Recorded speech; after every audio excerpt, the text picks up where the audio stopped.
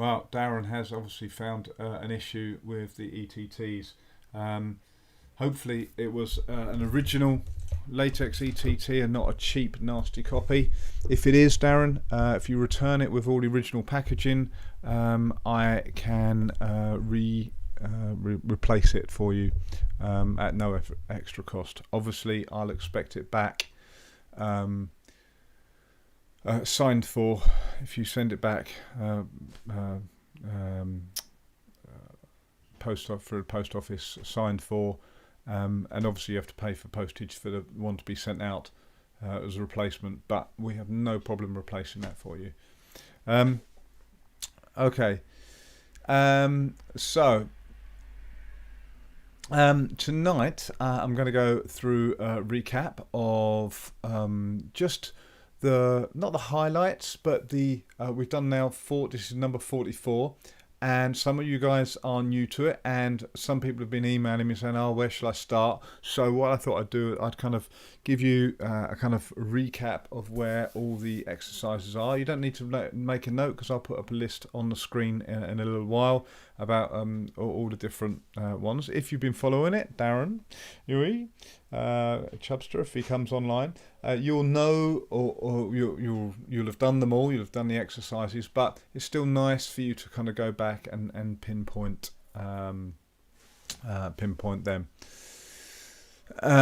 So before we start, while I'm just still waiting, there's a few people can see the viewers going up. So while I'm just waiting for the other people to log on, we've got one-to-one sessions now available online. And so that's a Zoom conference. So I'd love to see you guys come along to that.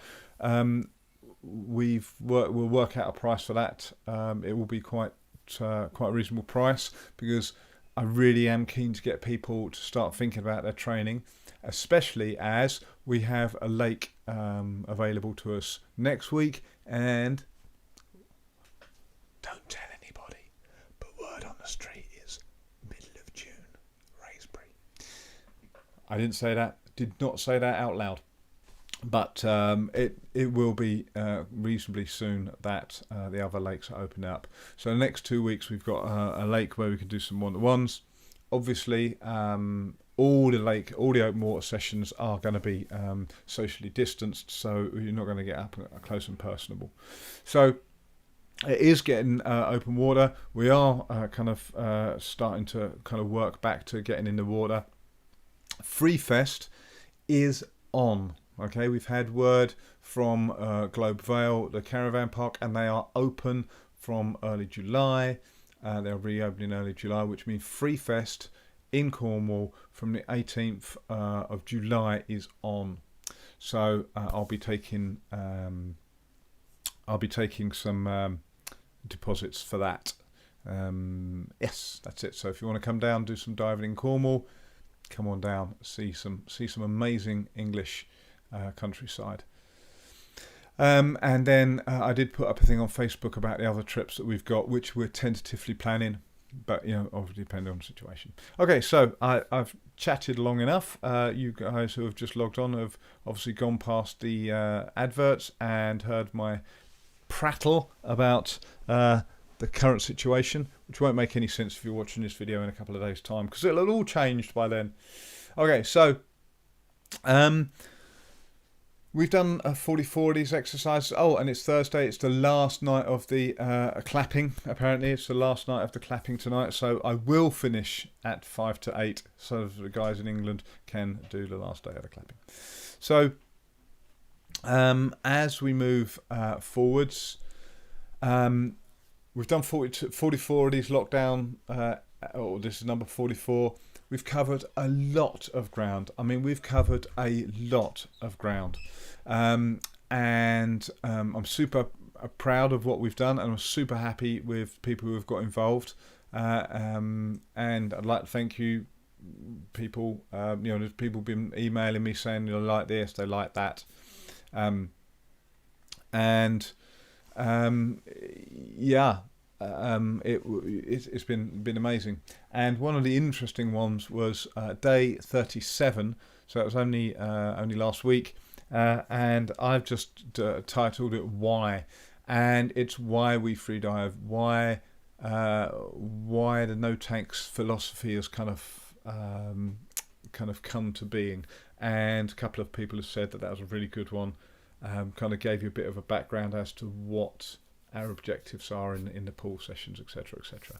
So that's the first one I'm going to mention, day 37. Also, day 30 was a recap of all the no tanks dry exercises. So if you go to number 30, I list them all and I give you a quick recap of all the exercises. So if you do want to do some more dry exercises or review one of them, that's where you want to go, number 30, and that will tell you all the exercises. Of course, you can email me, message me, and I'll tell you, fill in any gaps that you've got for that. Okay, so remember, when you're training, and there is a training next Wednesday. So next Wednesday in Richmond Park. So it's a club session, group session, socially distanced, in Richmond Park, 7:30 on the 3rd of June. It will be awesome if we can get like 20 or 30 people there. It will be just incredible. Photos, we'll have a laugh. We'll obviously not be kind of laughing too close to each other, but we've got some ideas about how we can tweak some of the pool exercises, so that'd be really nice. But okay, remember, if you are going to start training or step up your training or change your training in any way, you really want to think about the aspects that we're trying to cover. So there are 10 aspects of freediving, and we can cover them all dry. You can train all of these aspects dry. Okay, the only one that's a little bit difficult is adaptation to depth, and to be honest, it's not very kind of efficient to do it dry, because if you're trying to adapt to depth without a possibility of going deep, there's literally no point of it. But if you can go deep, you might as well do the adaptation to depth at that point. It's not to say you shouldn't do some visualizations to kind of get your head into that space, but realistically, that's the only one that it's not really that efficient to do. So give it a go a couple of times, but don't worry about it too much. The other 9 you should be training dry. In fact, you can train them all very, very efficiently dry.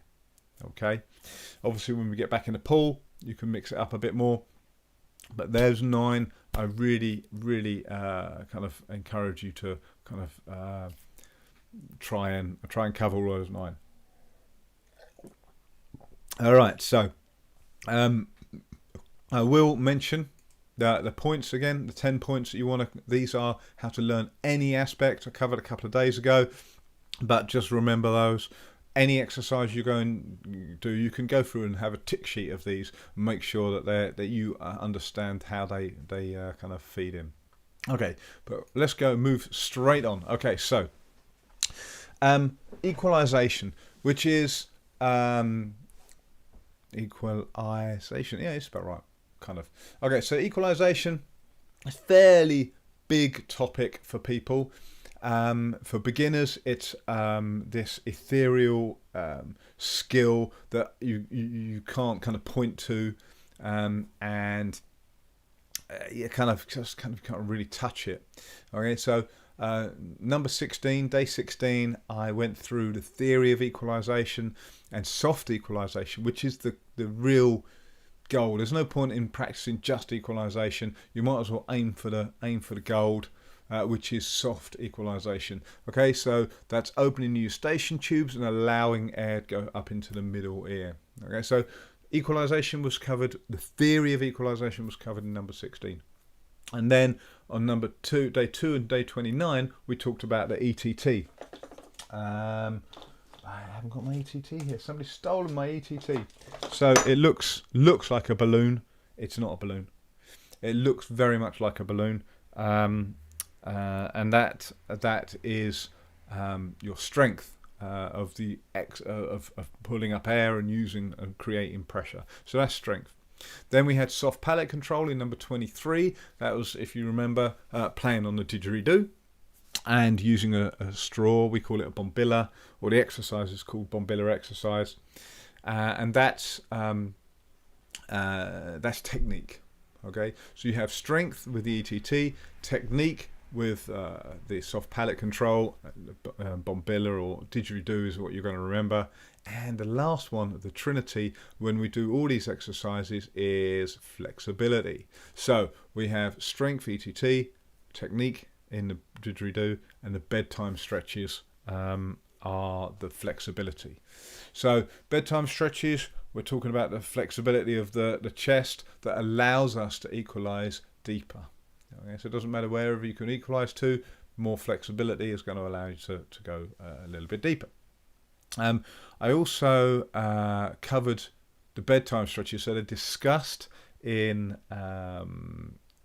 number 3, and then I went over them again in number 22. Okay, so that's the first kind of chunk, and they kind of go together. It covers the whole of equalization. Okay, so that's a nice little package. You should be doing all 3 of those on a fairly regular basis, especially now we're looking at 2 weeks or so to getting back in open water. You should be practicing those.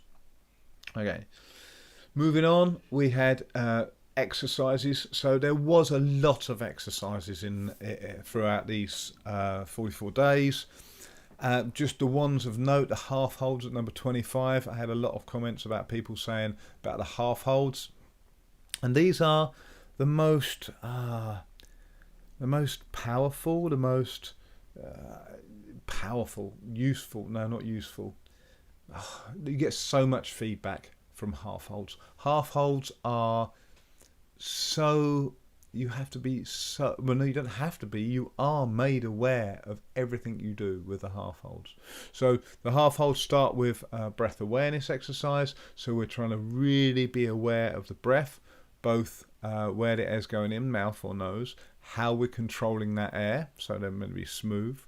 And then we go to the 4 parts of the breath. So it's passive inhale, active inhale, passive exhale, active exhale.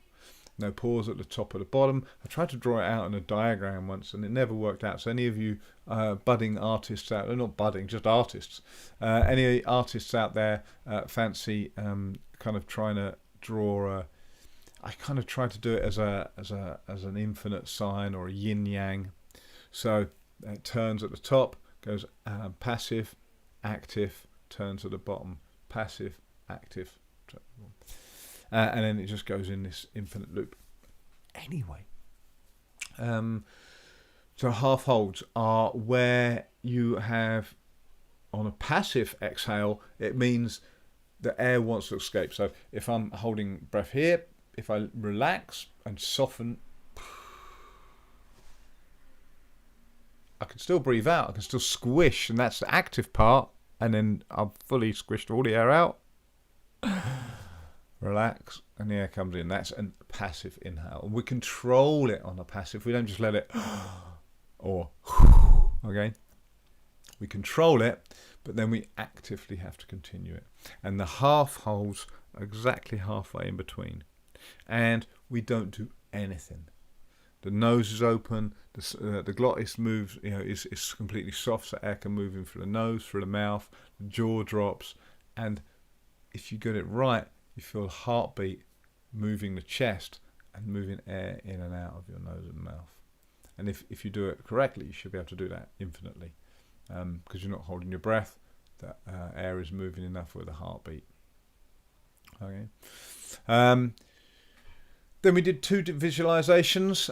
So number 15, I did a full visualization of a free immersion dive. Like number 2 or day 2 or something, I did a visualization, but it wasn't a full one. There was quite a lot missing out of it. I was trying to describe the process of how you visualize a dive, every step of a dive, whatever you do at the bottom, and then visualize every step on the way back. And the first time I did it, there was a lot of gaps, and at the end of it I said, right, the gaps were, here are some of the gaps, dum, dum, dum, dum. So go away, do it again, and put those in. And then on number 15, I did a more complete visualization, and there was maybe twice as many steps in that one, and they're still missing some, so you could still put some more in. And the idea is you go through it, you step your mind through it, you come back up, you're honest with yourself and say, oh yeah, I forgot this, I forgot that, let's go again, and you try and put them in, the things that are missing. And another one of note was the cycle of 4. So these exercises are the ones, not the exercises we necessarily did, but exercises that I really think you should understand, because they hold keys in them to unlocking, massive parts of freediving. But you wouldn't necessarily think that they were available to you if you're training dry. Okay.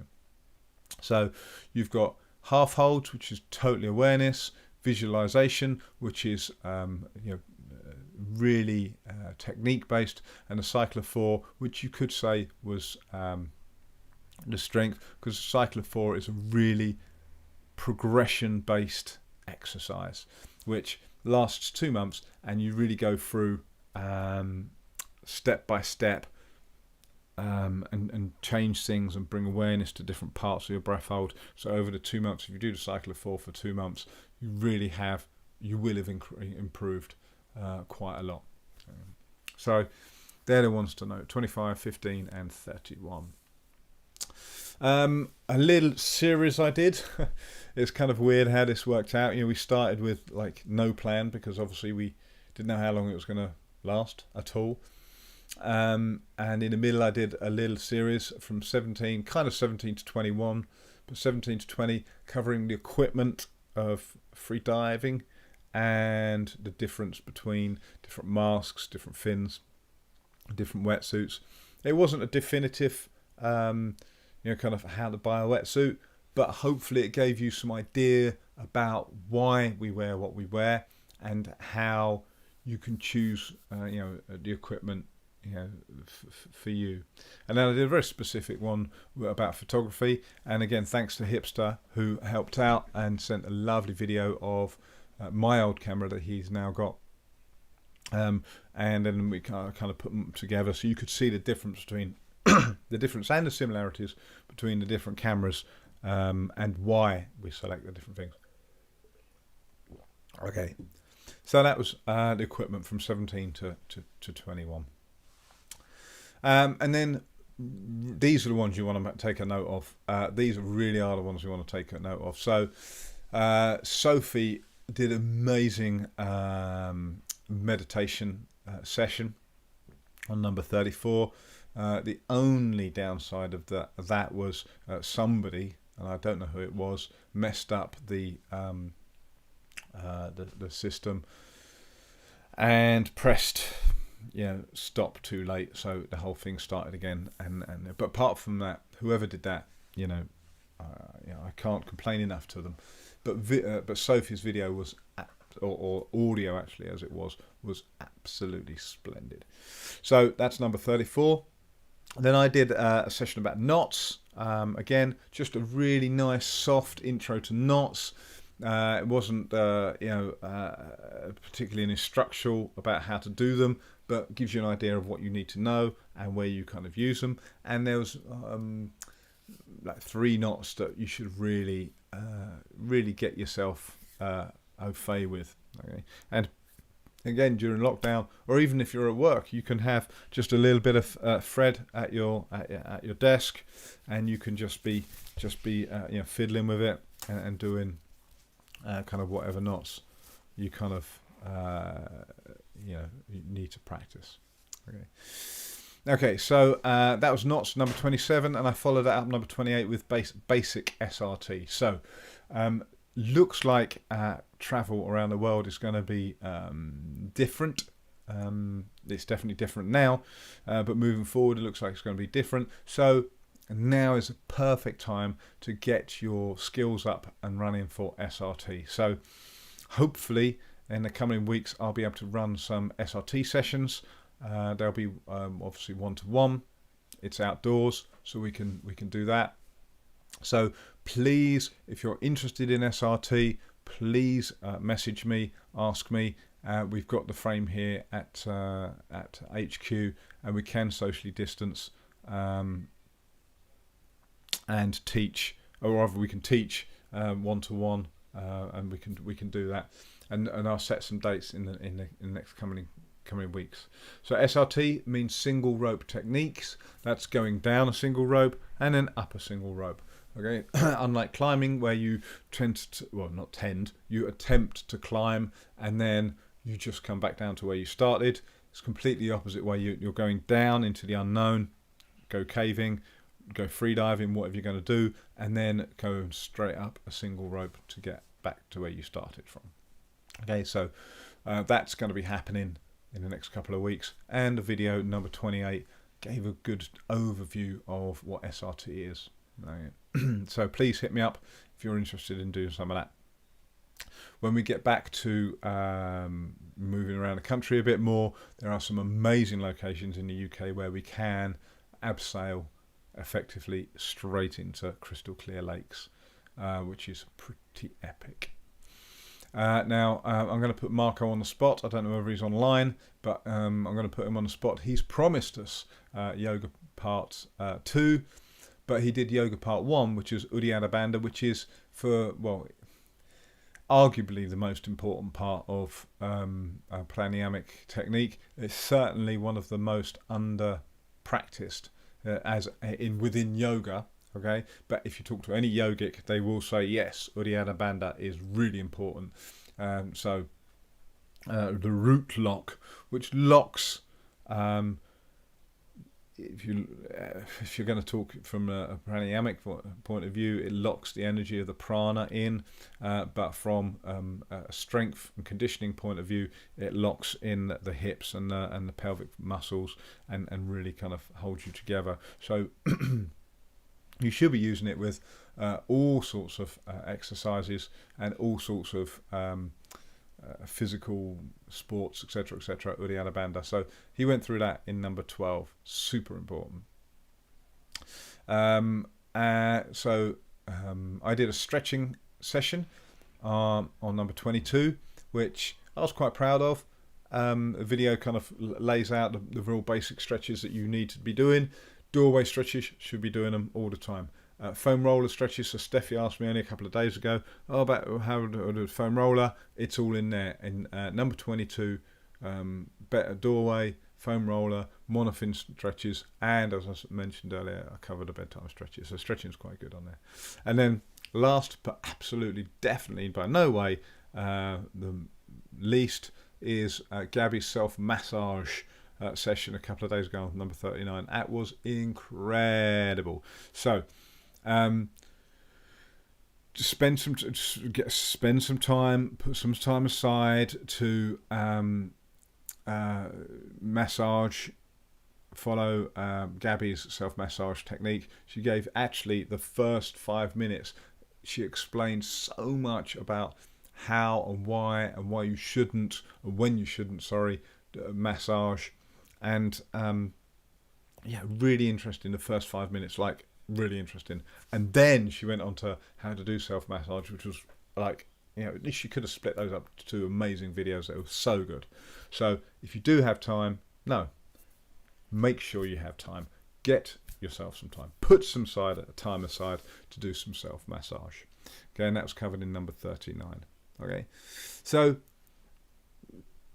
I've went through the other day and renamed all the videos, so you got a little bit more idea of what was where. But I just wanted to kind of go back to kind of give you an overview. These are the ones you really should watch. Okay, so you got 1, 2, 3, 4, 5, 6, 7, 8, 9, 10, 11, 12, 13, 14, 15. So you got about 7.5 hours of videos. Obviously, if you need to know which these are, you have to watch this one. So there you go, 8 hours of videoing.